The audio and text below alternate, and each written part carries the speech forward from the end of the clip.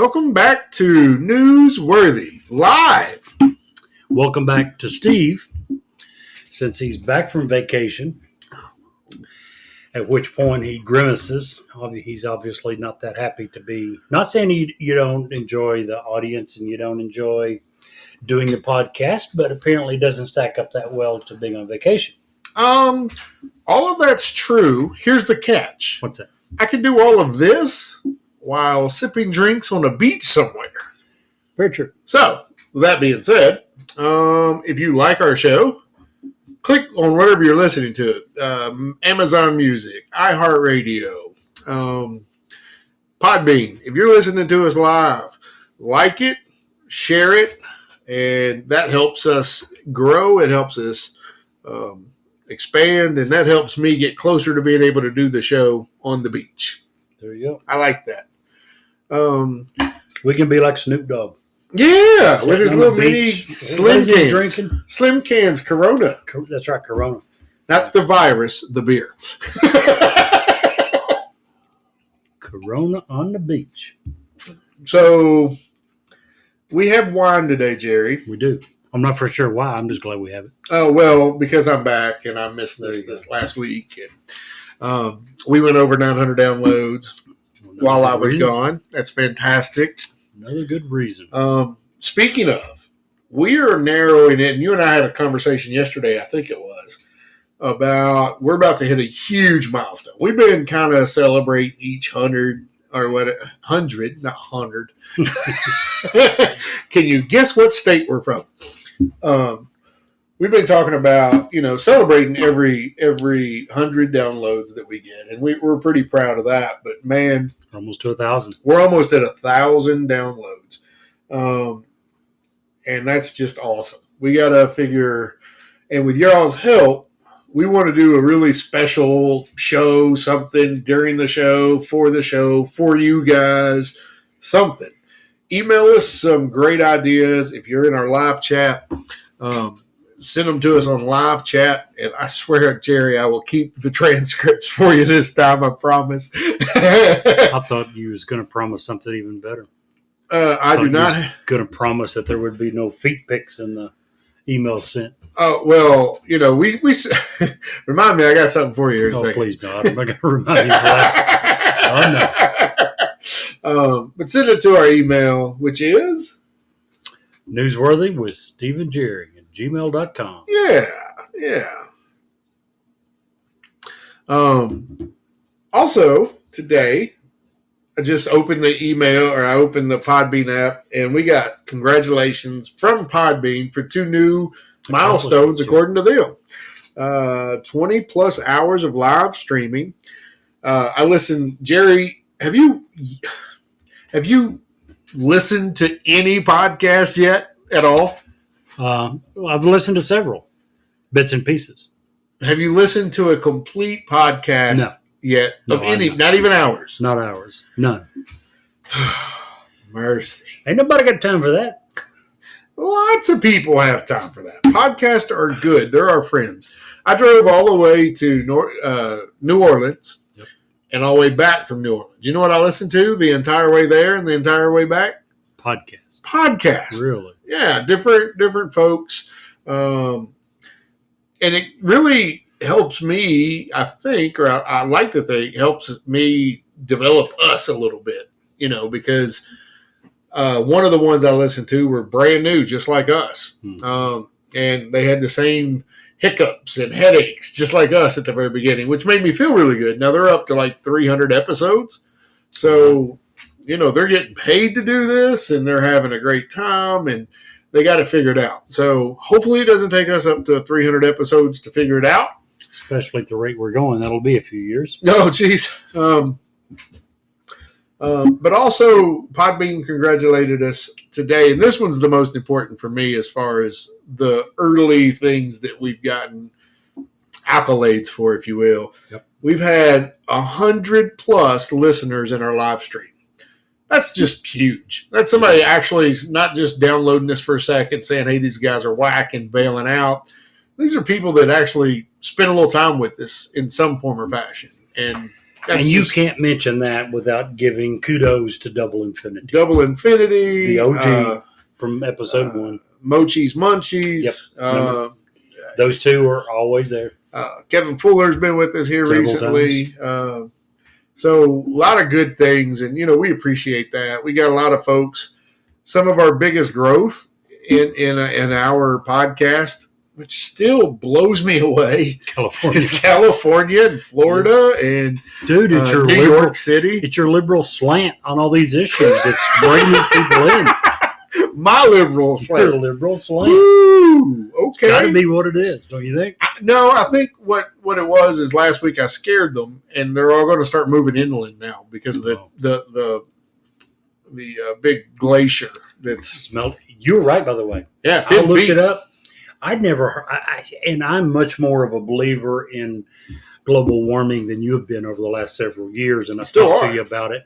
I had not read that 10 feet's huge. Yeah. 10 feet is world changing from so many different aspects. That's huge. Speaking of that, and I was doing some research for the show today, and I don't know how it came up in my feed, but there was a picture, and it was a picture from space, taken from space. Unless you're a flat earther, then it was a fake. But so many times when we see pictures from space, it shows all the continents. It shows, South America or Africa and North America. And this particular picture was taken from the Southern Pacific. Okay. And the only thing you could see in the whole picture, it was all blue except for a few islands. How we doing? It was a really, really neat picture. I just thought I'd throw that out there. Yeah. Yeah. So, anyway, back to our celebration. Probably if things go well, and I'm not putting the cart before the horse, but within the next couple of weeks, we're going to hit 1,000. Yeah. And we need to do something special, maybe a giveaway or Jerry I get to throw water balloons at Jerry on air or make him eat something gross. Or speaking of eating, you'd be so proud of me, Jerry. Why is that? I ate food that I would never eat on the cruise. You ate something other than my that's 10 not items. on your list of 10 approved food items? I did. Oh, my goodness.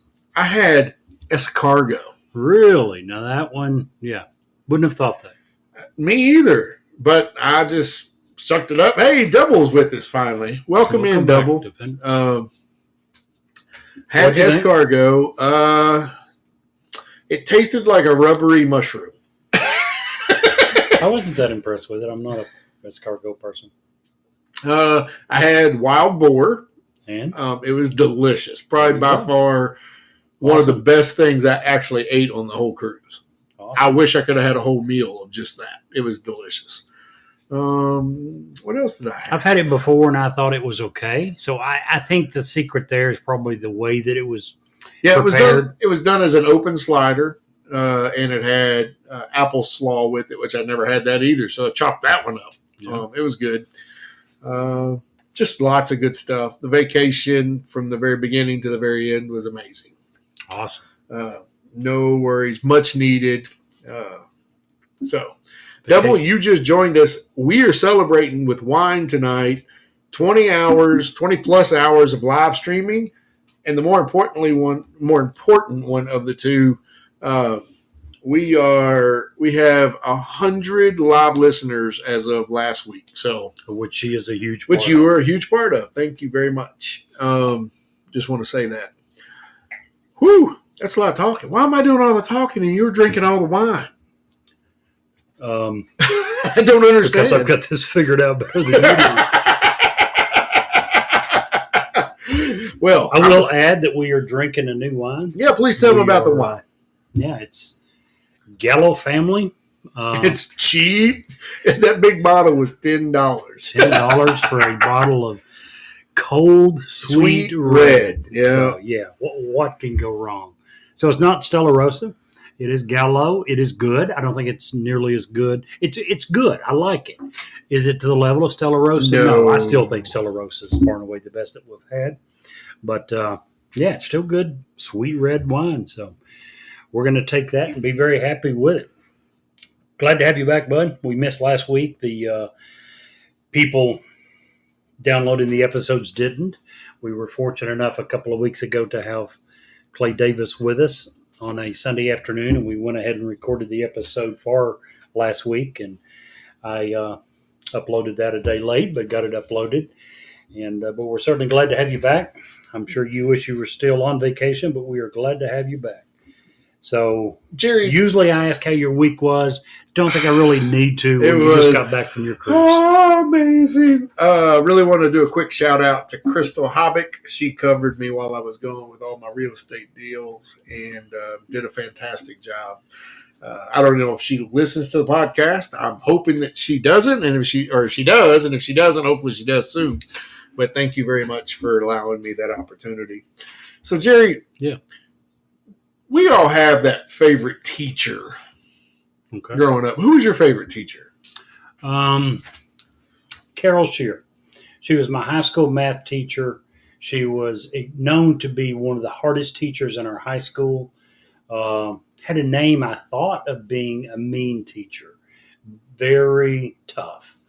She turned out to be the best teacher that I ever had. She was just extremely good. She wasn't hard. She was demanding. Yeah. She wanted the most out of her students, and she was pretty good at getting it. I love Carol Shear. Cool. That's good. Yours? Who was your favorite teacher? I had in high school. I had Miss Turtle. She was fantastic. Miss Turtle. Yeah, she taught us well. Oh, I see.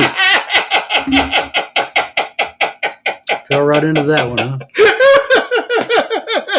Yeah. Oh, you reeling me in now. I see. You're so proud of yourself. I am. That was good because you're laughing. You were actually laughing at that one. You were so proud of Hey, yourself. listen, that joke has multiple meanings because my favorite race or faction in TI4 is the Exja, which are True. basically space turtles. Yep. So, Haven't played that anymore recently. Since last I heard, you're like 3 out of the last 4. You won. yeah, 4 out of the last 5 at this point. Oh, nice. Very nice. Well, I guess I'll go ahead with my dad joke, although I'm not for sure it'll quite match up to the level of yours. But anyway, how do you get a one-armed man out of a tree? Jeez, what's up with you in the trees? I How? love trees. How do you get a one-armed man out of the tree? Wave.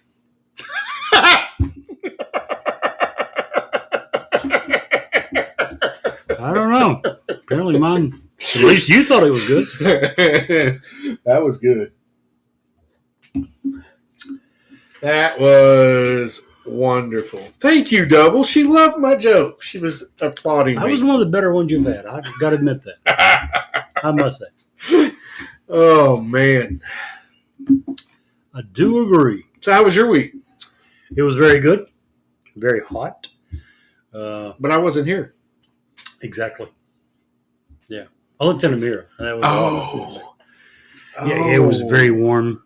Today was probably even hotter, but I think from the weather report that I saw, this is supposed to be the end for a while. And we're at the point now when hopefully this is our last big, really hot spell. So You say hopefully like you want it to stay in the 60s as opposed to the I'm 90s. just saying 70s. 70s would be nice. Low 80s, I'll take that. But when it's in the 90s, that's just warm, Yeah, but especially with the humidity of if Kentucky. it starts getting lower than 60, it becomes very difficult for me to ride my motorcycle. I don't know why. That's not You acceptable. insist that it be that temperature or lower in your house every second of every day. So This is true. Okay. I'll take that. there you go. So anyway, I mentioned a minute ago that I'd listened to several podcasts on the way up here. And when I listen to a podcast, I listen to things like we do, news related. I listen to podcasts that are, I like Dan Bongino. Have you ever listened to heard of him? He's a,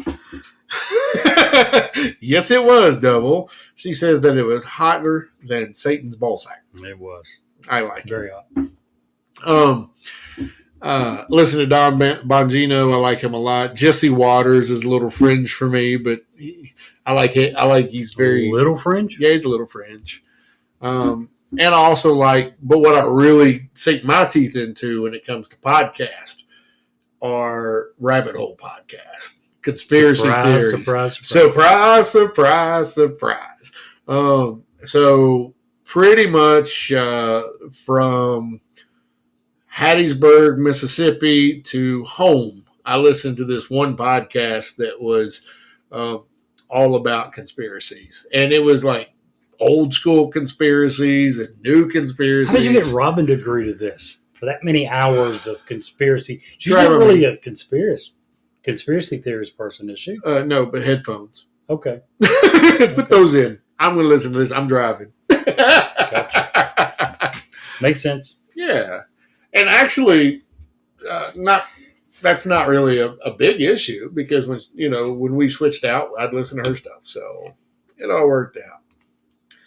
So what'd you learn? I learned, well, the one that I was listening to the most is the one that was brand new, that was like us. And what I learned is that we've struggled with the technology a little bit, and they struggled with the technology. It was a man and his ex-girlfriend from 10 years ago, who had just remained good friends and had similar interests when it come to this kind of stuff. And very not that much dissimilar in where they were at the time, as far as number of podcasts than we are now, not that dissimilar. I mean, the content obviously is different, but the issues, the cadence, I mean, just little things like how we speak to each other and the things that we talk about and how we talk about them. Now, what are they doing theirs on? Were they conspiracy theories? Oh, yeah, absolutely. Their first one was the pyramids.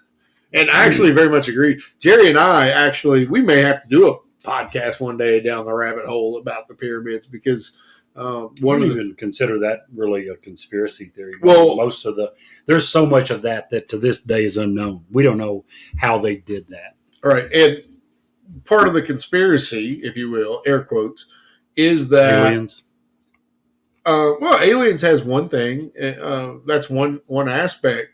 But the one that I hadn't heard that made like a light bulb come above my head on the way home was that the pyramids and the Great Sphinx were actually many, many, many hundreds of, if not thousands of years older, even than the Egyptian civilization. Like the Egyptians came up around the pyramids. They didn't build the pyramids. And they had some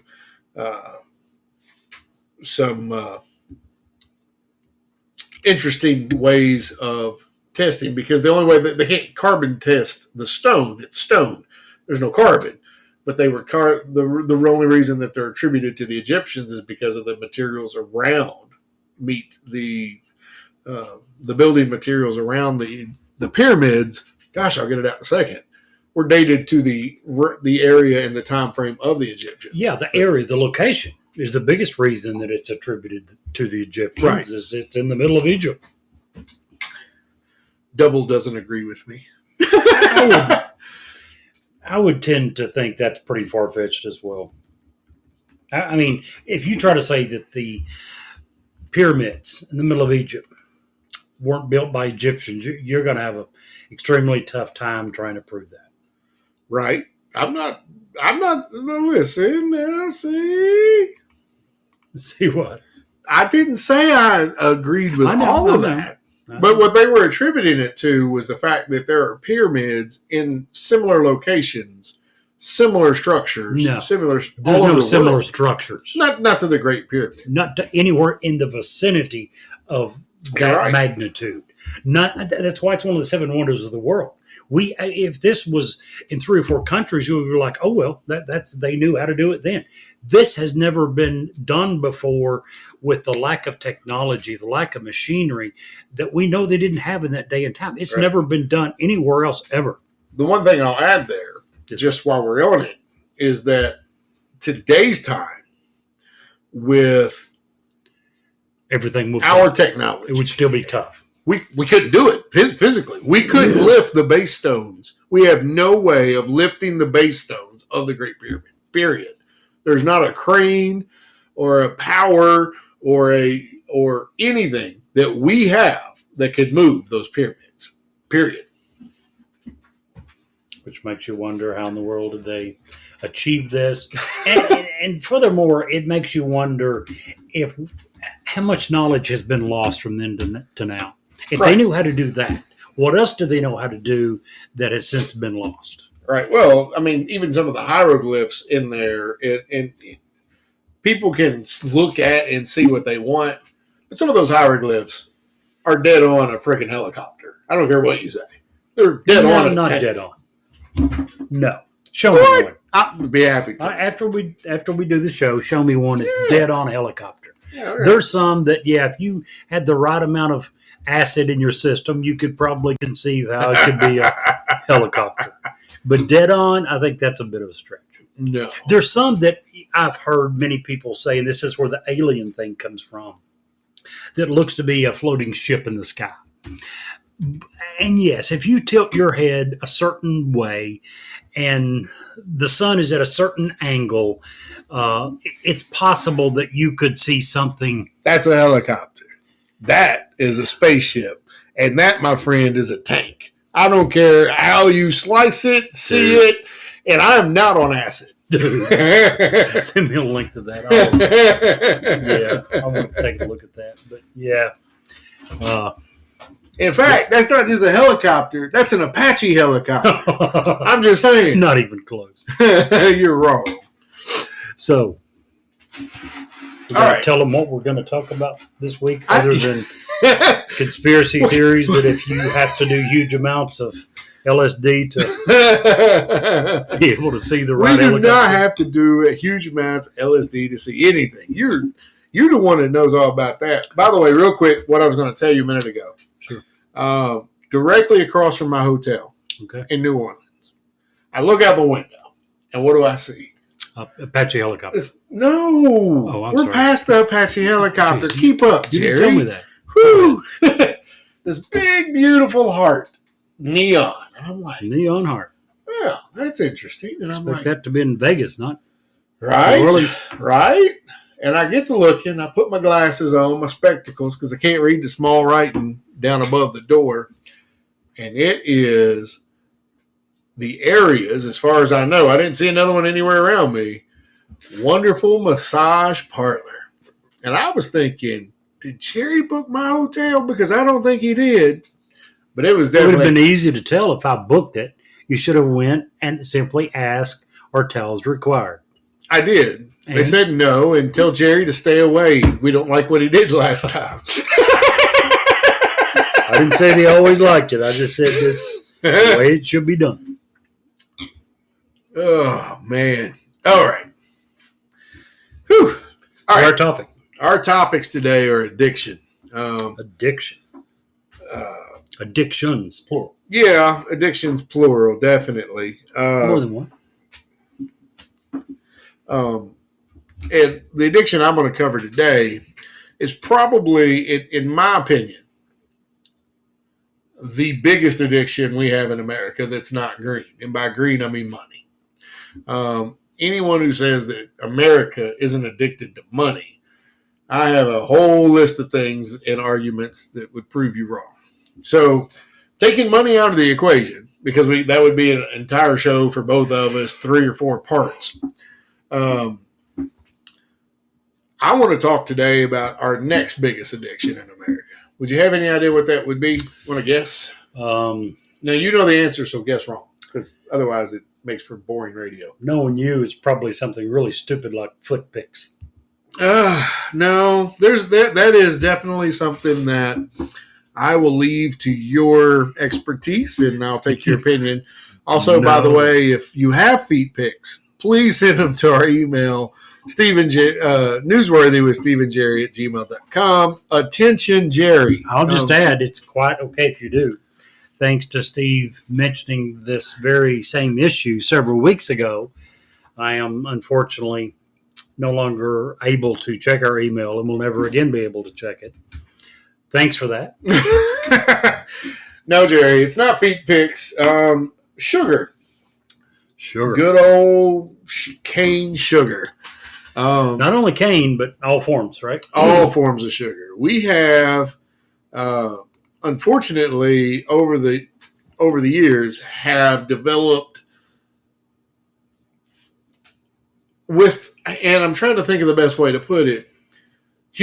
Americans in general have become obsessed with sugar and salt, the little white crystals, not the hookers and blow like you're used to, but sugars and salt in general. Now, for some people that don't know, we are on the East Coast, Jerry. Do you know what that means?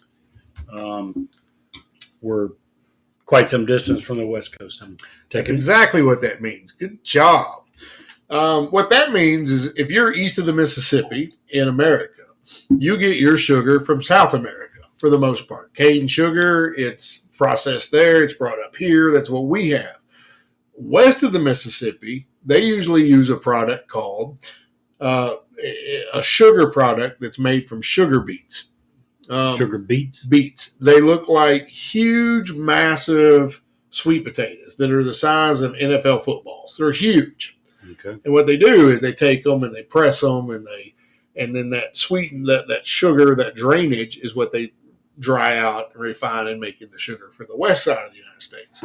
Why that is, don't know. I guess it's cheaper that we're able to use our own product out west because we grow these sugar beets. What I do know about sugar beets is the after effects of the sugar making process is disgusting. Literally, when I lived in, when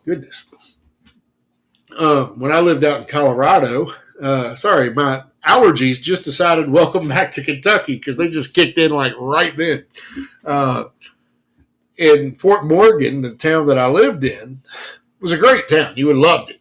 On one side of town, we had Excel Meatpacking, which Excel Meatpacking is where all of Walmart's beef comes from. Okay, that they do all the packing for Walmart, every bit of it. So you can imagine how many hundreds and miles.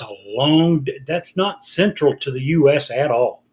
Well, it wasn't too far away. I lived in the very eastern side of Colorado, so it was right on the plains. I'm sorry, I thought this was Idaho. No, Colorado. Gotcha. A little more central.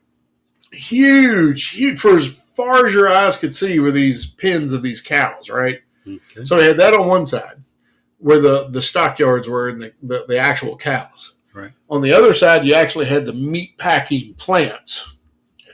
And then on the other side of town, we had the sugar beet holds.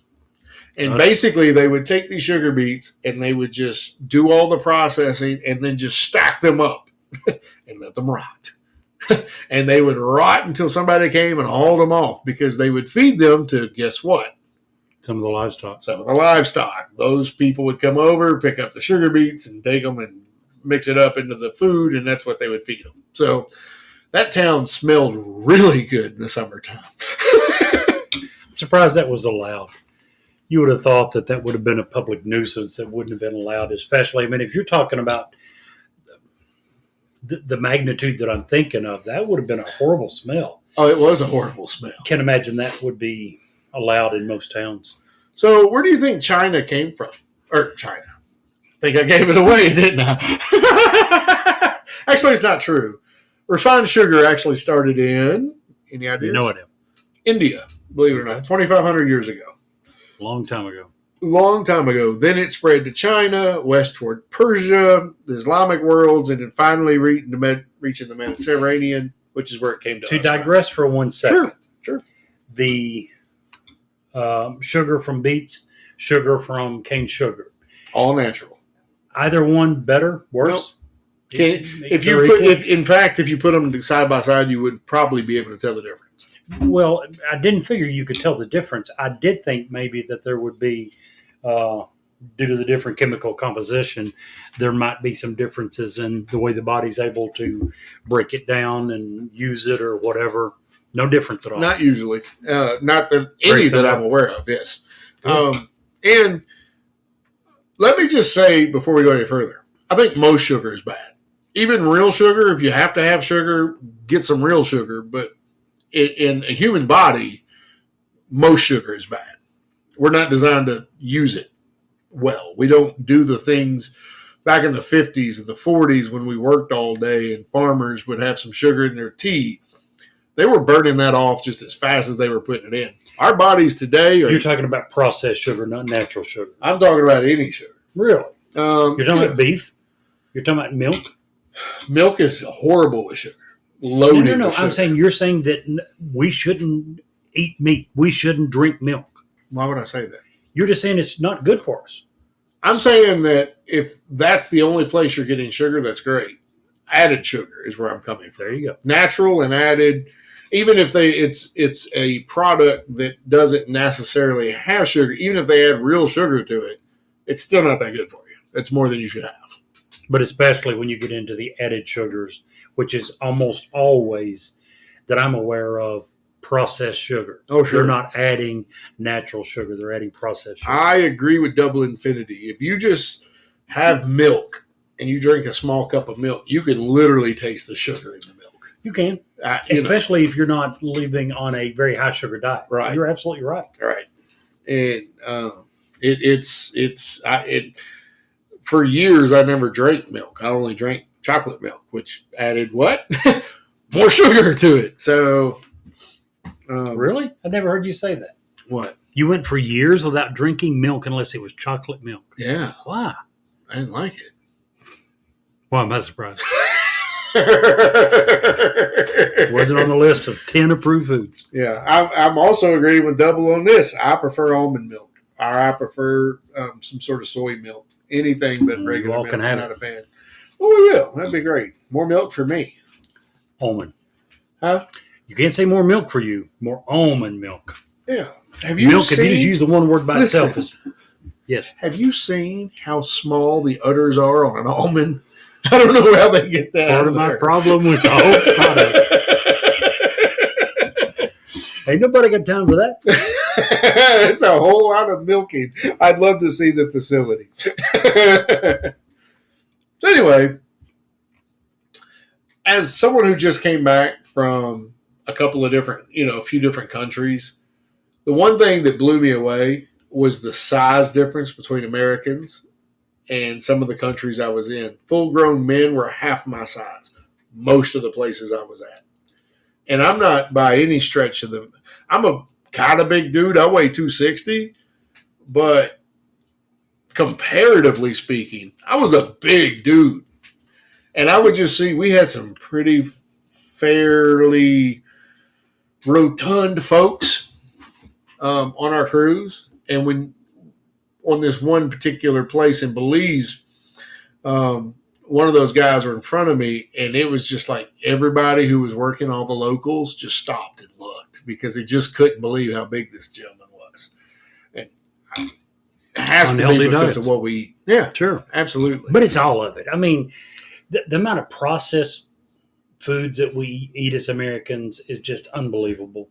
The lack of fruits and vegetables is unbelievable. Some of the crazy diets that we get on. My brother was recently telling me about some pretty close relatives of his wife that's on a keto diet. One of the guys was telling him that he buys 4 things at the grocery store. There was bacon, there's beef, red meat. Don't remember the other 2. I do remember this. He buys no fruits, he buys no vegetables. He eats no fruits, no vegetables.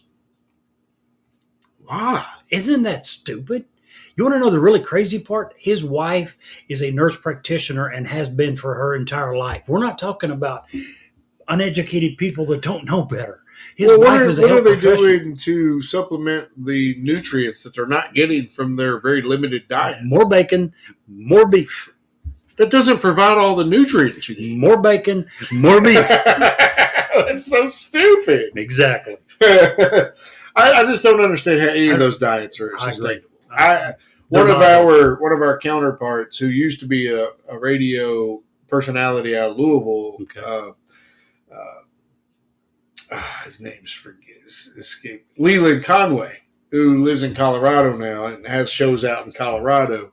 He's on the what is it called, where it's the diet that our ancestors would have eaten when they were caveman. The paleo, is it the paleo diet? Maybe. where all he eats is he'll eat a steak with no sides. That's his meal.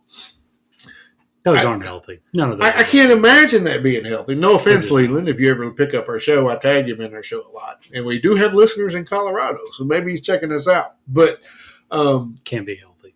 I don't see how it could possibly. And the thing that concerns me about that is this.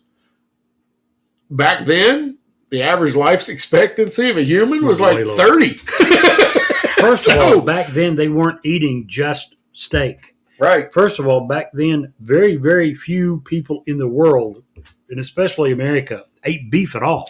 Right. They didn't eat beef because they had no way to preserve it. They eat primarily for meat. It was pork, chicken, or something that they might shoot in Some the local woods. game that they got. But pork was their sustainable meat because they could use salt to preserve it. At that point, if you're going back to the close to the time that our country was founded, there was no refrigeration. We had no way to preserve beef. They weren't eating steak. So, yeah, not healthy diets at all. So let's fast forward and understand why. I'm going to give you 10 quick reasons why sugar is bad. Okay. And then I'm going to give you a few more reasons to why most, and I say most in air quotes, of the medical profession now feels that sugar could and should be classified as a drug. So the 10 biggest reasons we should avoid sugar. Sugar causes glucose levels to spike and plummet. I'm very aware of this. I'm hypoglycemic, so I have to watch what I eat because if not, my sugar will crash. It gets ugly. I get shaky. I get sweaty. It's gross. Sugar definitely increases the risk of obesity, diabetes, and heart disease. Also should increase the use of diets, I think. Yep. You have a quick smirk about you. What are you doing? Something I read, not anything you said. Oh, okay, gotcha.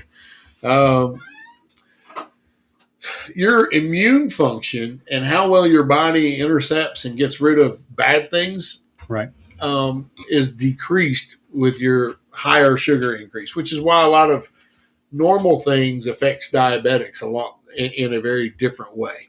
A high sugar diet can actually lead to chromium deficiency. Chromium is attributed to good heart health and joint health.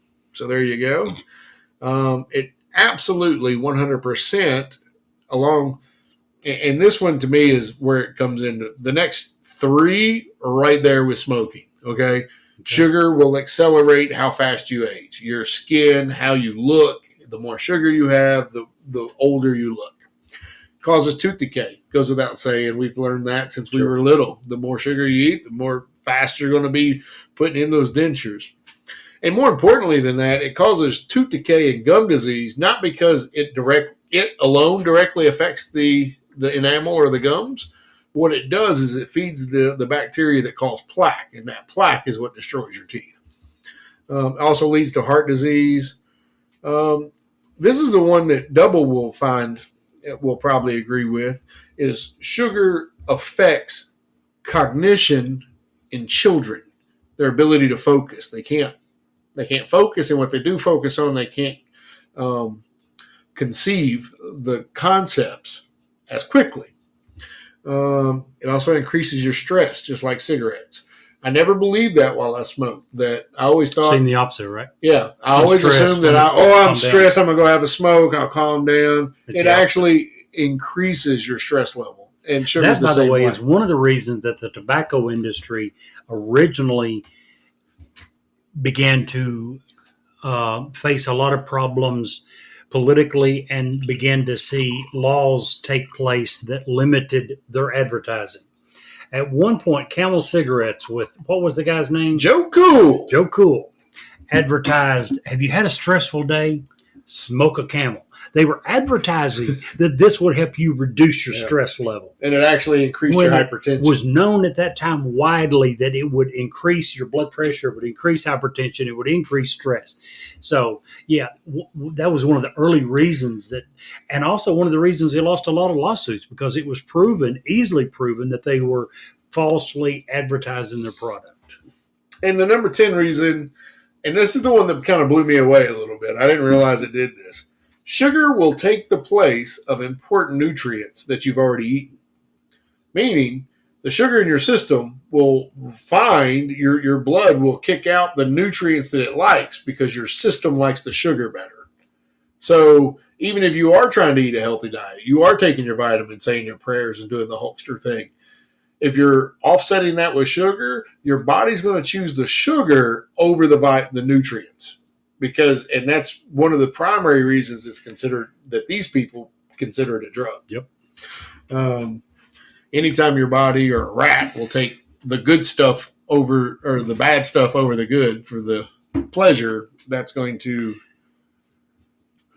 Let me add, while you Sure, were talking sure. about that, I began to wonder. You were saying, is this a drug? So I looked up the definition of a drug.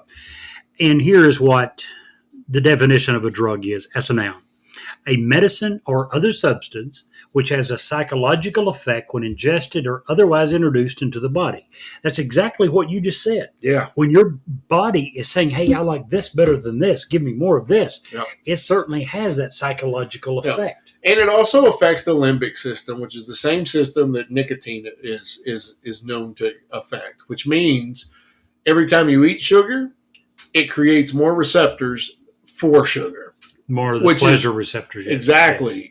And it's what makes smoking or the cessation of cigarettes so difficult in most people. Yep. Because every single cigarette gets you more and more addicted. Yep. Compound that times how many years did we say we smoked between us? A long time. A long time. That's a lot of receptors in our brain that have been designed, focused for one thing. Yep. Sugar does the exact same thing. So it may not happen in our lifetime, but at some point in the future, there's going to be those lawsuits and said, if you ever had sugar, you can file your lawsuit now against Domino or whatever. And the thing that's going to kill us is, and I don't mean to steal your thunder. No, you're I don't good. know how much longer you're going to talk, but one thing we 17 talked about. hours. Well, there you go. I've missed this. Sadly, that would only begin to cover the dangers Yes. of sugar. But going back to the lawsuits that eventually will come, and actually already have to some degree. Mm-hmm. Do you remember the Subway? Who was their guy that they used? The big fat guy? Jared. Yeah, those caused some lawsuits, and I heard that some of them won. But part of the problem Speaking is of Subway, I don't mean to cut you off. You're but fine. Speaking of Subway, they just recently had to change their bread formula because it had more sugar I'll be darned. than it was supposed to. That's kind of going in the direction that I was starting to with this. Part of the reason that these companies are going to be in trouble with their lawsuits is when you begin to look at some of the worldwide international food companies who sells food in many countries throughout the world. Kellogg's, right? Kellogg's makes biggest manufacturer of cereal. They have different formulas for different countries, and their formula for the United States is about as bad in most instances, and overall is probably far worse in America than it is in any other country. They're going to have a really hard time trying to answer as to why that is. Why did you sell Americans crap that was far more sugary? And it's the same crap. It's Kellogg's Frosted Flakes, it's Apple Jacks, it's Corn Flakes, and you sell it in the United Kingdom, and it's much healthier than it is here. How can they answer why they did that?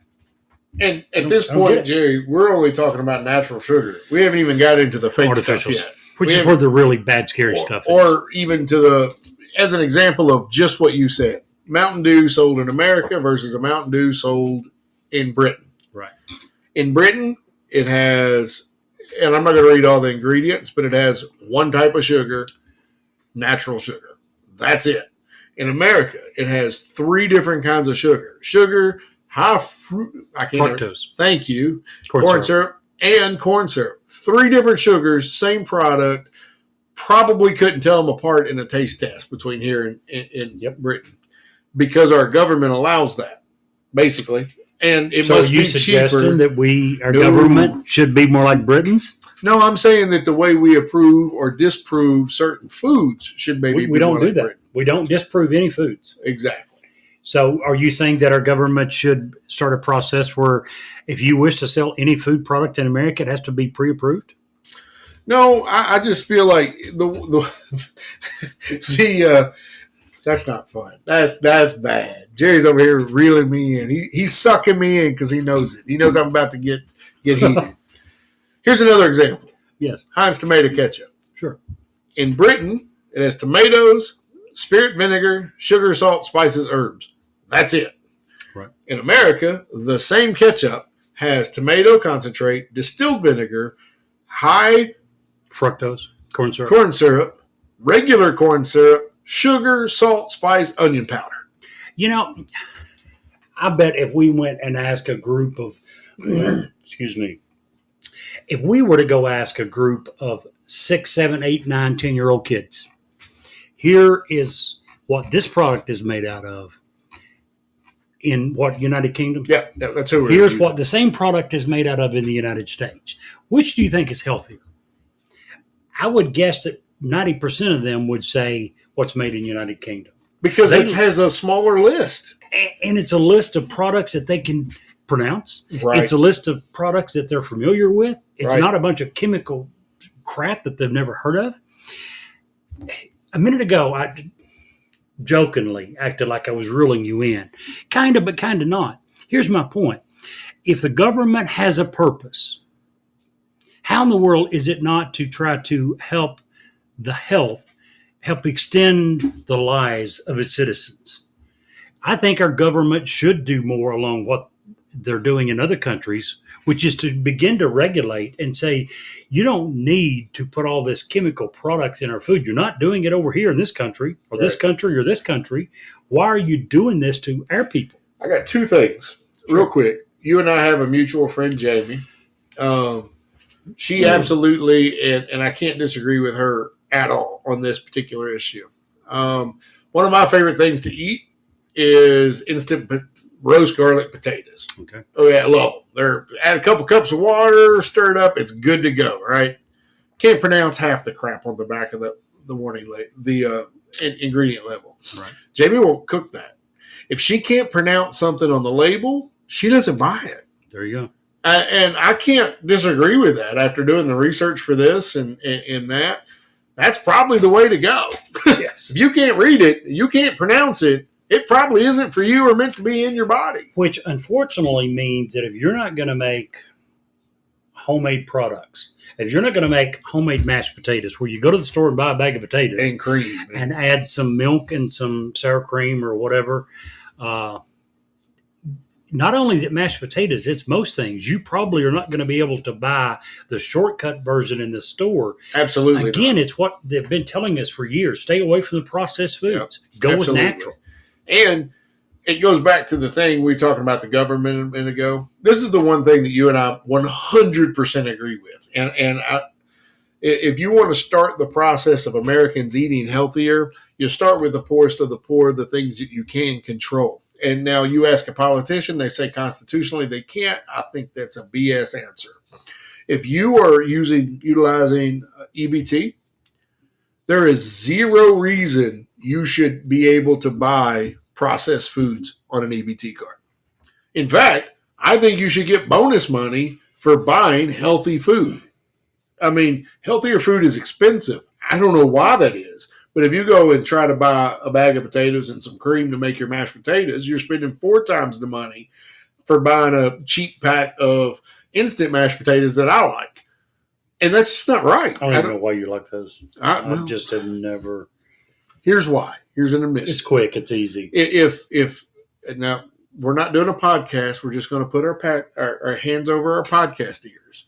I actually can't make very good mashed potatoes. Yes, you can. I don't buy it. Hey, here's my point. You're probably right today. My point also is if you want to change that, you could easily change it. All you need to do is cook it for a few times. All right. So I got one more thing to say, Jerry, and then I'm going to stop. I'm just dead stopping because I've taken up way too much time. So I want to know if you have any of these things. Sure. Okay.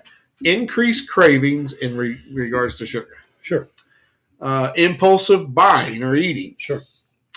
Repeated attempts to control your usage. If you're trying to prove whether or not I'm addicted to sugar, I'll just go ahead and grant you that's an absolute 100%. Well, I can see your pantry, so. Yes. And you know me. Yeah. Well, I'm just going to the point that a lot of people don't realize just how drug-like this is. And once I get through this list, I don't think it's drug-like. I think we've proven it is a drug. Continued use despite the adverse health effects. Everybody still does. Regular daily use, difficulty avoiding. That's my problem. That's my biggest one on the list. Tonight, before the program, I had an entire freaking bag of gummy worms. You love those things. I do love those things. Anxiety, depression, or withdrawal symptoms when you don't have it. How many times have you went to the fridge and be like, man, I just want some ice cream? I'm a diabetic. I know. Back to what Double Infinity said earlier, I remember a couple of years ago when I was really, really trying to control my sugar and was doing a good job of it. I remember one night I was so desperate for something that tasted sweet, I got a glass of milk and it satisfied my sugar. Why didn't you just call me? The sweetness in To my look- voice. No, well, I the had sweet- a picture of you and I took a look at it. Never mind. I won't gross everyone. Yeah, we don't want to know about your love affair. That's weird. Yeah. All right. So, real quick, and that's where I'm going to wrap this up. We're way over time for me.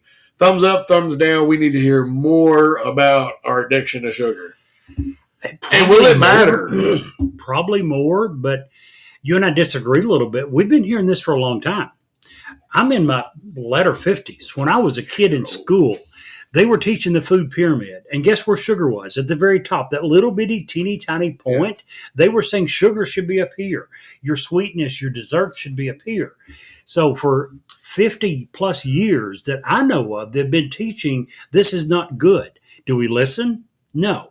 Well, So, I think but it still part of doesn't that- change the fact we should have more. Well, I think that the fact that the base of that pyramid is also sugar is a little deceiving. That's where all your carbs are, your breads and your grains. No, that wasn't bottom. at the bottom. Fruits and veggies were at the bottom. Carbs were above that. I Oh, think. well, see, it changed in the 10 years. that No, I no, was it behind. didn't change. It never changed. I'm pretty sure it's fruits and veggies, then carbs. But Fruits and veggies were closer to the top. what would you care to bet? Another case of ice cream? That you already owe me. And You already owe me a we're factory of ice cream. No, whatever. All right, so thumbs up. We need to hear And more. thumbs up. It can't hurt to have some more education. I don't All know right. if it'll help, but So- we need more. I have left you with like 15, 20 minutes. Unless we just go way over. And I You only apologize. took like 22 or 23. Oh. We BS for so long that you didn't have that long. Yeah, we BS for a long time is my point. Well, we would BS. I will not disagree with one single thing you said. I will offer a counter argument, although it's kind of hard to disagree with one thing that you said. One of your first original comments was, this is the biggest addiction in America. When you said it, I started asking myself, how do you define biggest addiction? And if it's not by total number of people, I don't know how you define it. Right. And if you want total number of people, sugar has got to far eclipse the area I'm about to talk about. If you want to look at other addictions, we could have easily thrown in alcohol, drug addictions. Mm-hmm. Sugar far eclipses the number of people of any of these other addictions, except for possibly money that you alluded to. Yeah. Yeah. One quick stat about Sure. that. The CDC estimates that 100 and now this is just what the Center for Disease Control Right. says. Estimates that 186,000 people every single year die from sugary sodas. You probably don't know the answer to this. I sincerely doubt it. If you don't mind, would you Google what percentage of America is obese? I'm not going to argue with anything you said, but I am going to say that it possibly, monetarily speaking, money speaking, not as far as health wise, but the issue that I'm going to discuss is possibly even bigger. Have you found an answer? 36.5% of Americans are A considered little over 1/3. obese. What's the population in America? 370 370 million. million. So 130 million roughly Americans are obese. 130 million. 37% of American women, 35% of American men. Holy crap. Yeah. I'll come back to those numbers. Again, we're talking about roughly, we said 37%. So we said that's roughly around 130 to 140 million. Yeah, now here's the thing, Jerry, and I'm just going to be blunt. Sure. That number for me at 5'11", it says I should be at 160, 165. something. At 165, I'm as big as round as a But stem. here's on what this it's Wi-Fi. not saying. It's not saying that let's say it's 165. It's not saying at 166 you're obese. Right. It's saying you need to lose a pound. Yeah. And I don't know what their definition of obese is. It's a certain percentage above. Yeah. But yeah, obese is obese. It means you weigh too friggin' much. And are you and I both in that category? Probably. Yep. We both weigh way more than we should. 12.7% of American children. No, wait. 17% of American children ages 2 to 19 are also obese. That's very scary. Yeah. So anyway, I just remember talking to my daughter the other day. She's got a 1.5-year-old son. When he was first born, like a ton of kids, he was chubby. And I remember telling her at the time, don't worry. A ton of kids are when they're newborns, under 6 months. And I told her back then, as soon as he gets to where he can walk, he'll drop off. He'll drop off. And it's exactly that way. He's 1.5 years. He's going a mile a minute, and he's not chubby at all. Double says to leave the pork chop alone, Jerry. Leave the pork chop alone. Good advice. Good advice. Can't argue with a single thing you said. Something that to me is about as scary as our sugar addiction is our addiction to government benefits. I don't care what you want to call it, government handouts, benefits, welfare, whatever you want to call it. We have rapidly become addicted to it in this country. And kind of like sugar, I don't think it's getting any better. I think it's getting worse constantly. Oh, absolutely. All the time. Well, who was it that said, it was a Greek, an ancient Greek, whenever the citizenry figures it can vote its own paycheck, the government is doomed. And that's what we see more and more. That's butchering. And I'll get into that later, but I think that it's a good point. Our politicians are hugely at fault for this because they're constantly dangling the carrot in front of us. Both Republican and Democrat. Both, absolutely. Yeah. A little bit different forms. I think Democrats are more to blame because they're the one that are absolutely dangling the benefits. Republicans are dangling tax cuts. Vote for me and I'll cut your tax. That doesn't happen. It just doesn't. When was the last time you looked at a paycheck and said, holy crap, this is a lot bigger than it was last week because they cut my taxes? Does that ever happen? Seriously. I mean, we're constantly being bombarded with Democrats are going to tell us, if you vote for me, I'm going to give you this benefit and this benefit and this benefit. Absolutely. And Republicans are, I'm going to cut this tax and this tax and this tax. The last substantial tax cut that I feel like I felt in my adult life was during George W. Bush, and those taxes were allowed to sunset. One of the few things that's ever allowed to sunset. How much difference did it make in your check? It really did. Percentage-wise, what would you guess? Percentage-wise, how much more were you bringing home the week that it kicked in? What, $20, $30? Think so? I don't think I've ever saw a $30 increase in my life due to cut taxes. Well, that's because I make lots of money. Yeah, okay. Yeah, that was it. What time period are we talking about? I'm pretty sure we worked together during the George Bush time period. We did. I think I know pretty much what you were making during that time period. Anyway, go ahead. Please continue. I'm sorry. I didn't mean to interrupt you.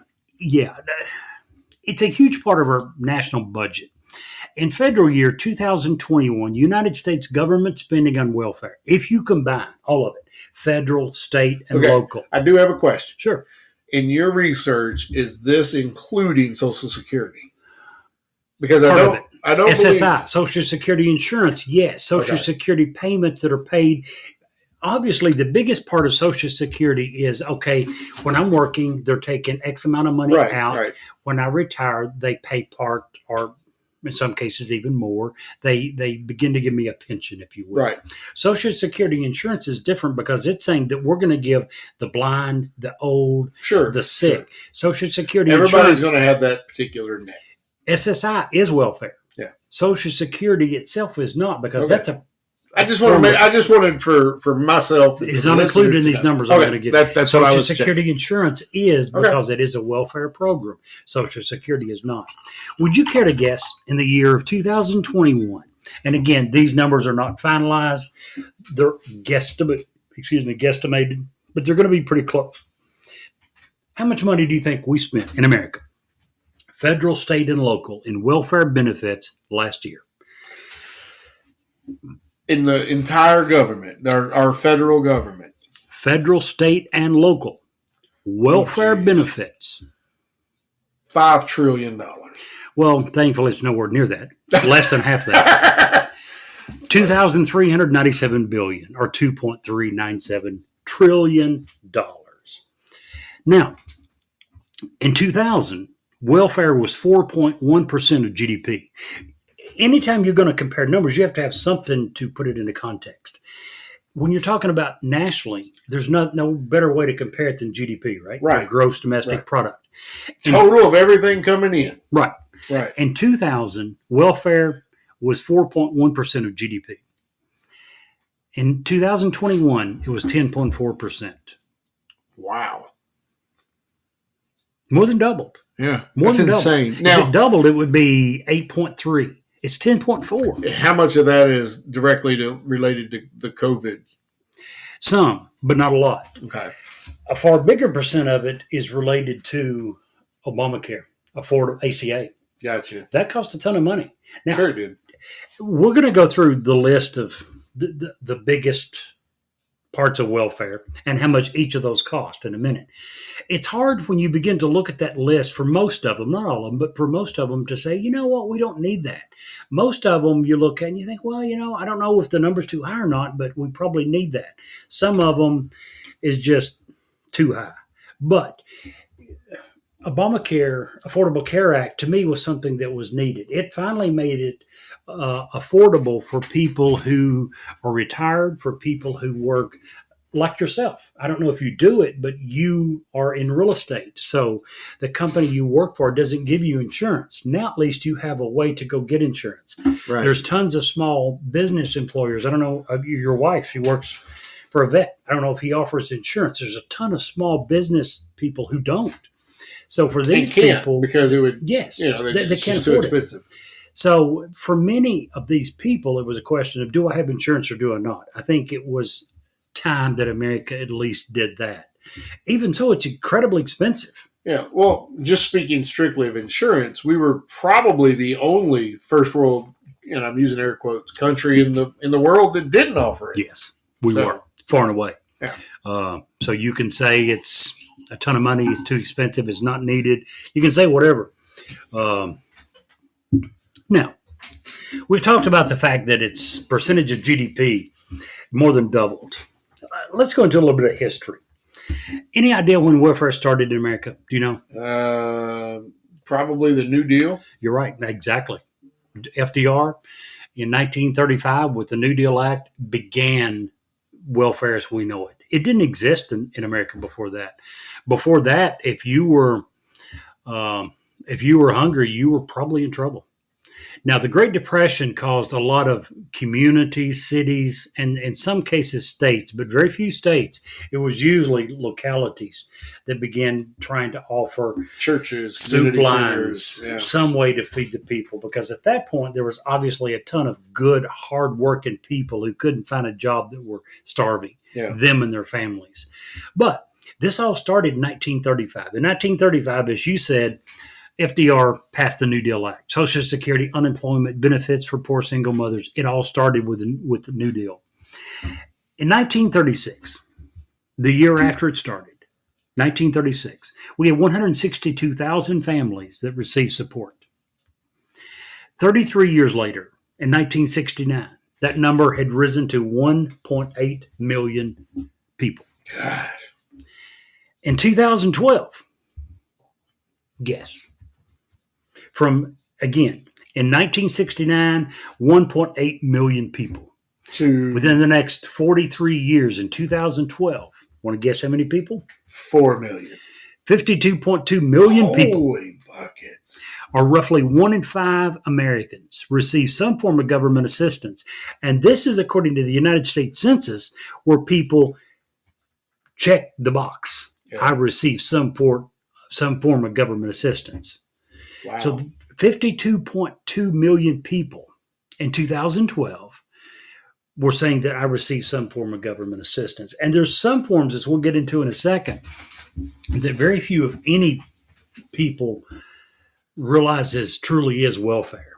If someone had asked me if I'd ever received welfare, I would have resoundingly said no before I did this discussion. And come to find out, there's one area that I have.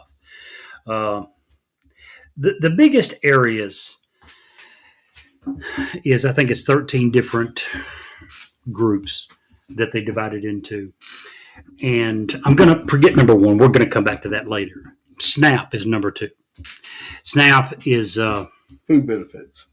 Yeah, food program for low-income individuals and families. And in 2021 was 134 billion. 134 billion dollars was spent. SNAP is the old food stamps, correct? Mm-hmm. Used to or be called EBT now. Yeah. Next is housing assistance. Various programs to help pay for low-income people for housing assistance, $90 billion. Now, once again, keep in mind something I said earlier. It's pretty hard to look at any of these categories and say we absolutely don't need that. There's a couple down at the bottom. It's okay, yeah, it's probably stretching it. But when you're talking about SNAP, when you're talking about food for families who would otherwise be hungry, when you're talking about housing assistance for families who otherwise are going to be homeless, it's, yeah, there's probably some that get it that don't, I'm sure. I'm sure there's people who are, screwing the system over, that are lying, that are claiming stuff that's not true. But for this, it's probably needed to some extent. Yes. Recently, and people listen to the show a lot know that I recently took a part-time job with a nonprofit. Right. And one of the things that they brought up was the fact that we offer a benefit to the entirety of the people, whoever wanted this could use us. And that the ones that use this and could do it for free because of some government benefit, 98%. Now, they've done their own external audits because they have to control their costs. They're a non-for-profit. They don't have any extra money to waste, okay? 98%. And this is a number that blew me away because I was always one of those people, oh, so many people abuse the system, blah, blah, blah. 98.8% of everyone that uses just the little small thing that I do has a legitimate, verifiable need. It's not abused. So how much do you want to spend to try to stop the 1.2? I don't. Exactly. That's the question. I would rather the other 98.8 get more efficient so we could save money that way. So just want to bring that up in case we have any listeners that say, well, there's so many out, because we all get the stories, right, Jerry? Sure, we all hear of well, I was out at Walmart and I saw this lady with a food stamp card buying lobster tail. Yeah, she did. And? Yep, I agree. That hurts her family long term. She needs to be educated. But how are you going to try to take away her lobster tail? I mean, that's still food for her family. I agree. I mean, now, I think do I like it? Programs could be done better. Absolutely. Me and you agree 100%. You and I have talked about this. Let's go back to SNAP. In fact, it could actually be the SNAP program of ourselves. We could have a whole show about that and how we feel it could be improved. Well, it doesn't take a show. No. Do it like WIC. Yeah, absolutely. Instead of WIC's saying, fantastic. WIC's fantastic. WIC is Women's Infant Children. Yep. And it has a pre-approved list of foods, and it's only those foods. And you won't find lobster, and you won't find pre-made sandwiches that you and I were talking a while back. You can go to Kroger now, and they've got pre-made sandwiches and pre-made whatever with a little sticker on it that says SNAP or EBT eligible. Are you kidding me? What a joke. Just make it like WIC. Make it to where you can buy food. You can buy real potatoes. Beans. Yeah, real potatoes, rice, beans. And you can go home and make your food. And, just like I said a minute ago, I'm not opposed for people who receive SNAP benefits to get an increase based on their buying habits. We have computers now that read algorithms all the time. Sure. If a young lady or a young man, single father, single mother, needs SNAP benefits and they're buying the right things for their family, let's give them a bonus for that. I'll tell you a great idea that I heard a while back. And it wasn't, I don't think, even in Kentucky. It was some city where they've instituted a program that all the farmers markets, or certain farmers markets, not all of them, have agreed to have a central checkout, and they take EBT. That's perfect. Absolutely, 100%. It helps the local farmer. It helps the people get good, fresh, healthy food, healthy food away from the sugar addiction. Yeah, I don't think that anybody on EBT should be able to buy sodas. I'm sorry. I agree, 100%. You know, and I know that every once in a while you want to treat your family. I get that. Go mow a yard. And I hate saying that. It makes me sound like a jackass. No, it doesn't. But they can't buy toilet paper, which is another problem. There's too many families that get in trouble. They can't buy. I digress for a second. They can't buy toilet paper. They can't buy. A woman can't buy her feminine products.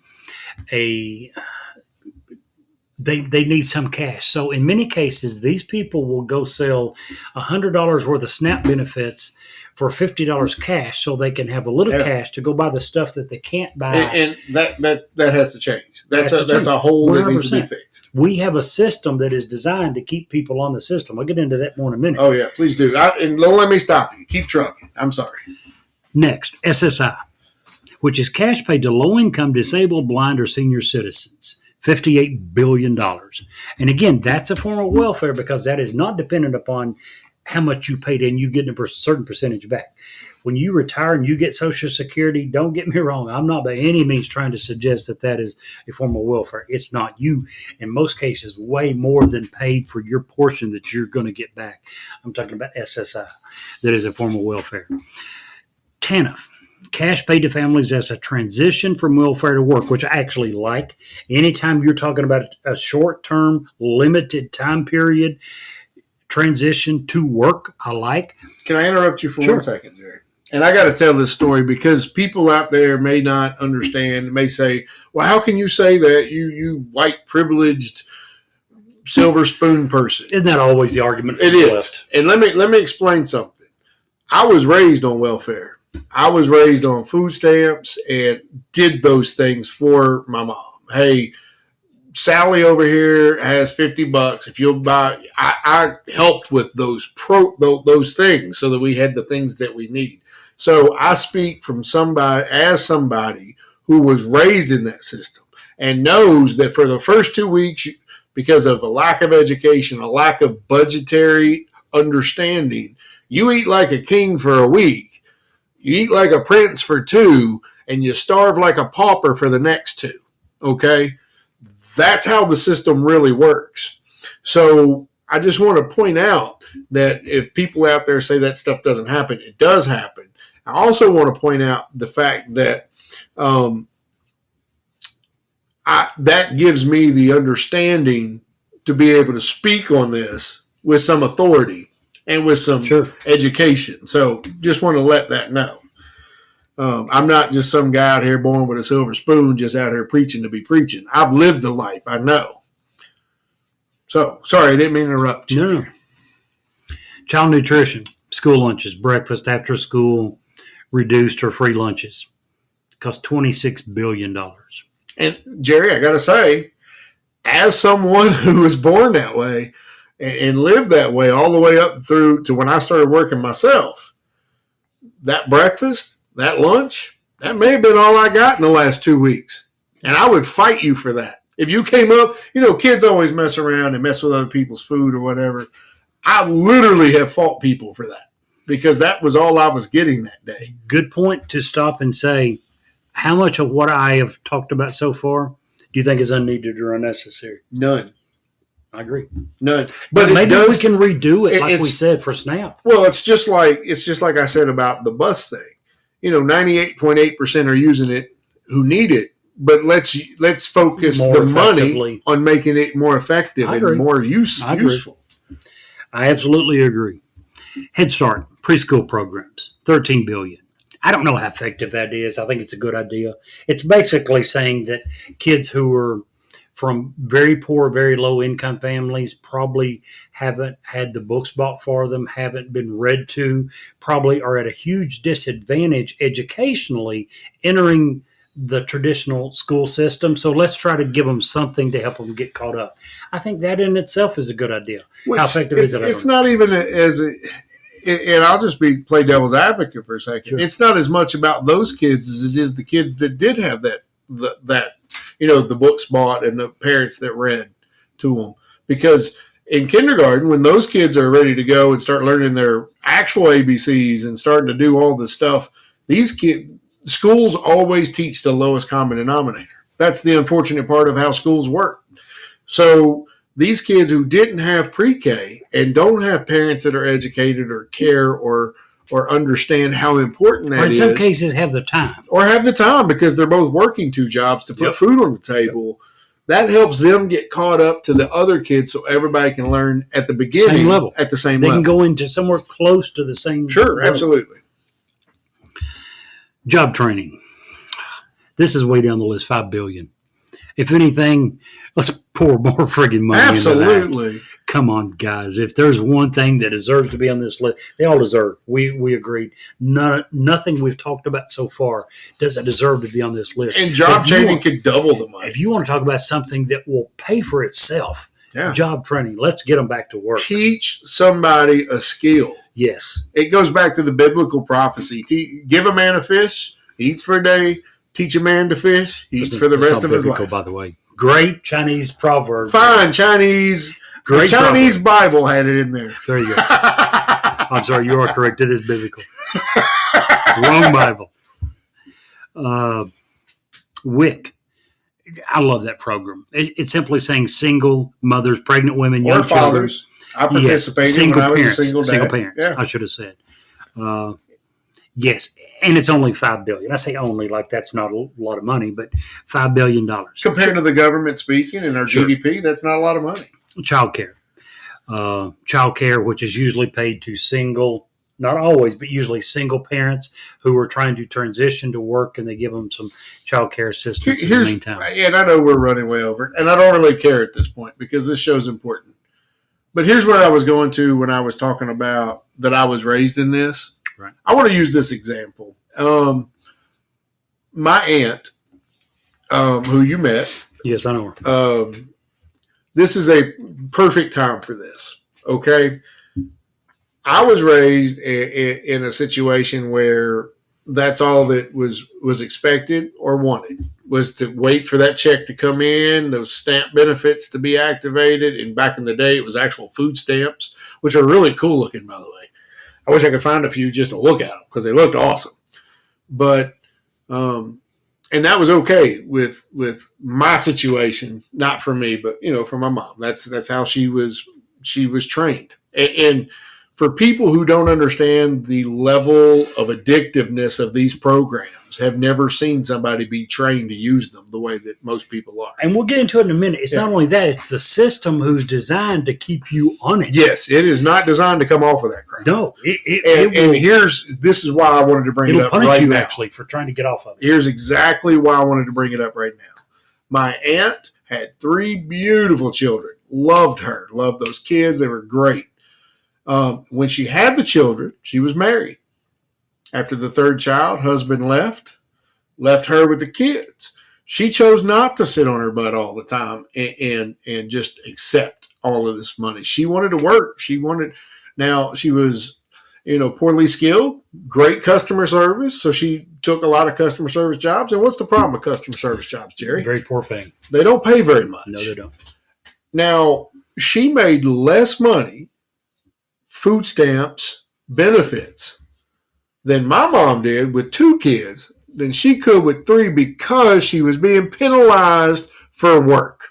Now we're getting into this is the problem with the system. You're damn right it is. And I have said this from the time I was 16 and could begin to understand this problem to now. You should not penalize somebody for trying to better themselves. Absolutely. So I'm sorry to interrupt you again, but I just almost felt through like it needed to be said. Yeah, no, I totally agree. Thanks. Almost through with going through the breakdown. 2 more I want to go over real quick. Actually, just one. Lifeline. If we want to talk about one that doesn't probably need to be there, Obama passed this, and it's not that it's Obama. It's just that's when it happened. He's the president that got it passed through. The cell phone subsidy. Oh, my gosh, yes. It's okay. It's only $3 billion. But are you serious? They really need that? They really need it? If there's one out of this whole list that I'm going to pick and say, are you kidding me? Let's get rid of this one. It's Lifeline. It's a great name. Great name.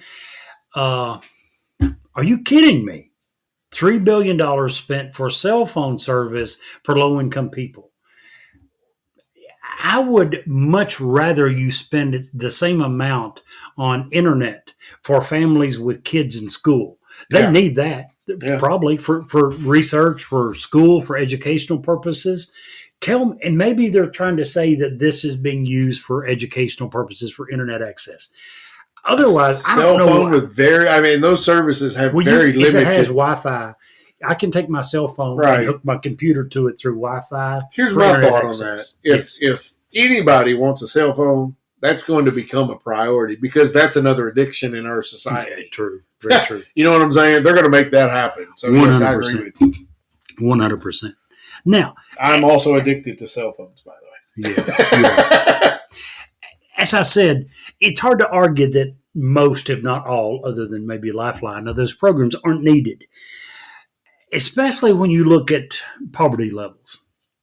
From the last 50 years until now, poverty levels in the United States of America has varied between 10 and 15%. They go up, they go down, they go up. When there's a recession, it goes up. It just went up in 2019, 2020 with COVID. It went up in 2008 when the dot-com crash. But 10 to 15% of Americans have lived in poverty for the last 30, 53 years. That hasn't changed. Most of these programs, it's hard to say that we don't need them in some shape, form. I'm not saying the amounts are okay. I'm just saying that the programs themselves are justified and are needed. But don't you think if we took just shredded just a little bit of money and put it into the education, the training, the work training, the trade school training, that we could get rid of that poverty line number could go down some? I don't know. I think that's a very hard argument. Here's what I will say. I think that President Bill Clinton and his wife Hillary, and I'm not a Clinton fan, I'm really not. Oh my gosh. But with their welfare reform that they had in the 90s, did some of the best things that ever happened with welfare. Let me finish. Oh, go ahead. What they did was say, we're going to transition welfare from a lifelong entitlement program that people get on and stay on to a program that we're going to give you, instead of a handout, we're going to give you a hand up. And part of their program was a maximum time you could be on the program.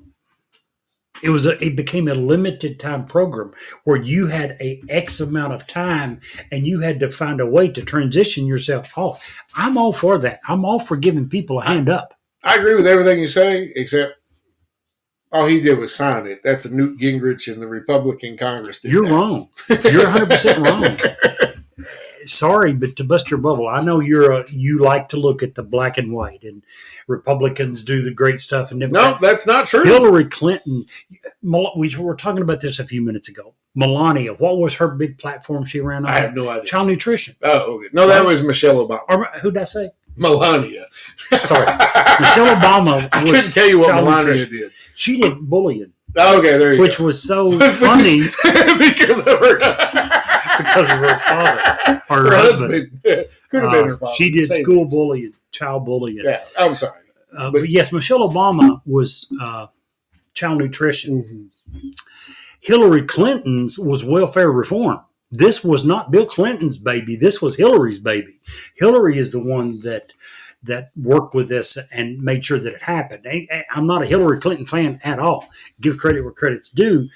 And again, in that day and time, it was a Republican Congress that took over, but they worked together to make sure that this happened, and they passed some of the best welfare reform I ever. Agree. Whoever gets the credit, is what I we agree. need to do. Yeah. A handout's what we need to get away from. In my hometown, there was a certain, and I was born and raised in Monticello, Kentucky. There was a certain community, I'm not going to mention it, but the people that lived there were known for, when they got married, they took their honeymoon trip to the welfare office to sign up for benefits. It was kind of a joke, but it was very true. It was a way of life. Yeah. And it wasn't just in this one community, my hometown. It's everywhere in America. Community.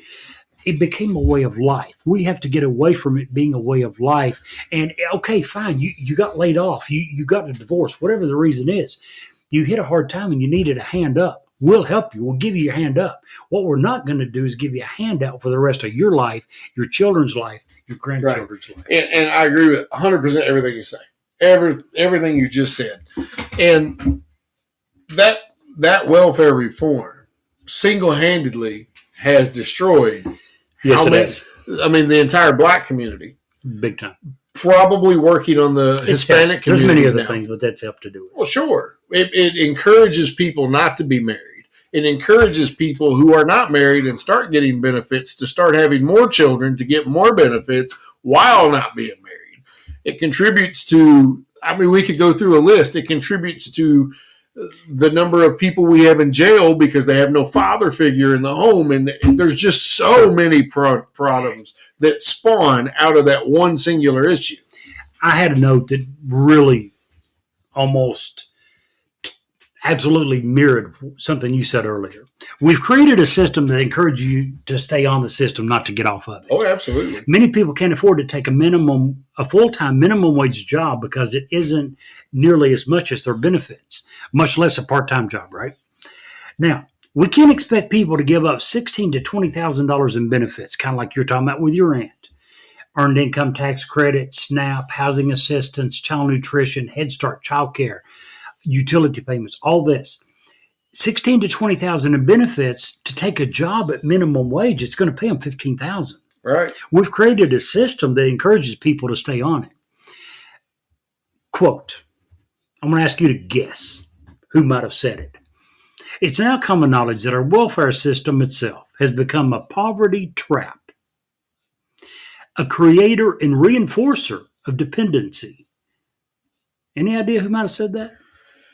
Well, I know who I'd like for him to say it, but because you're asking me, it's probably one of your heroes. No. So who would you like to say it? Who would you have liked to say it? Well, I would have loved, one of my heroes to say it. Probably if I had a choice, it'd be Reagan. He did. Ronald Reagan made this quote. Ronald Reagan has a lot of good quotes. Years ago. I'm going to read it again. It's now common knowledge that our welfare system itself has become a poverty trap, a creator and reinforcer of dependency. If Ronald Reagan said that 40 years ago, what do you think he'd say today? He wouldn't. He would roll over in his grave. Maybe. Literally. No, I don't think he would. I think he would say, I saw it coming. I told you. Told you so. Tried to warn you. Yeah. One last thing. Instead of encouraging and creating a system who rewards people for being on this system and penalizing them for getting off, I want to give you an example of another way to do it. China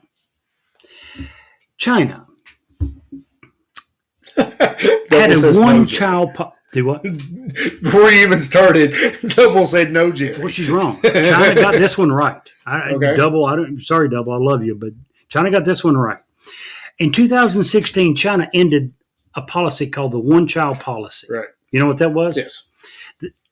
For more than 30 years on the books, they had a policy that penalized you for having more children. And when you got to a certain age with one or less children, what did they do? They give you financial benefits. They rewarded you for doing the right thing. What happened if you had more than one children? You had fines. They penalized you for doing the wrong thing. But if you could afford hold on one second. They were doing it overall because they had too many mouths to feed. They had a society that at the time when they started it, the birth rates were just going through the roof. Now, in America, what have we done? The exact opposite, right? If you have one or no children, there's no reward. There's no. Or if you get married, there's kudos. No reward. If you get married, there's. Now, what if you have children? The more the merrier. Out of wedlock, you get more benefits. Yeah, we reward bad behavior. Yeah, I'm not saying, but see, I think that if you were a married couple with means to support your children, you should be able to have as many children as you want. I don't disagree with that at all. I'm not saying have a one. What I am saying is this. It's no different than children. If you want good behavior, you reward good behavior. You punish bad behavior. In America, we're doing the opposite. We're rewarding good behavior. You and I have talked about people 50, 60 years who have children sometimes simply to get benefits. Oh, yeah. We are rewarding bad behavior. Yeah. China did the opposite. Now, do you realize why they stopped that penalty, that policy in 2016? Why is that? The birth rates have plummeted. Their policy was so effective. That was in 2016. Do you know what they started doing in 2019? Rewarding people to have more children. You got it. Because they don't have the population to support their economy. Yes, 100% correct. Yeah. Their policy, their one-child policy was so effective, it dropped the birth rate so much, they're now having to say, whoa, wait a minute. We're going to begin to pay you marriage subsidies, and for first and second children, they're actually paying many people to have children. America has the same problem as far as birth rates. You're going by Elon Musk. No, well, that's just the numbers show that our birth rates have dropped. Long-term, yes, they have dropped. But in fact, many millennials don't even want kids. For many reasons, mainly financial, mainly because I had a boss, you had a boss, same guy. I don't know if you know what I'm talking about, but many years ago during a meeting, he made the comment. He said, and he and his wife had no children. Oh, yeah. And he said, we have 4 TVs and 3 VCRs because we decided early on in our marriage that we would rather have that than children. Yeah. That's why many millennials are deciding to not have children. They've decided to prioritize stuff over having children. Are expensive as crap. Yeah, they really are. The last time I did when you work and pay for them. Well, the last time that I did any research, and this was several years ago, was what, $100,000 a year to raise a child? I don't know. It's or very expensive. Over a lifetime, or I think I heard the other day it can be as much as $250,000 over the lifetime of a child. Yeah, it's a lot of money. It's a ton of money. Sorry to taking up so much time. I'm not saying that it affects as many people as sugar addiction. Sugar addiction affects a huge portion of America. Again, if you look at the number that we talked about earlier, it was 37%, right? If you remember, the number in 2012 was 20%, 1 in 5. So a little less than half of the number that are affected by sugar addiction, but we're still talking about a huge portion of America, 20%. With just a few, here's the thing, with just a few tweaks of yours, we can start to fix mine. Yes. We can start to fix both. Right, that's what I'm saying. Absolutely.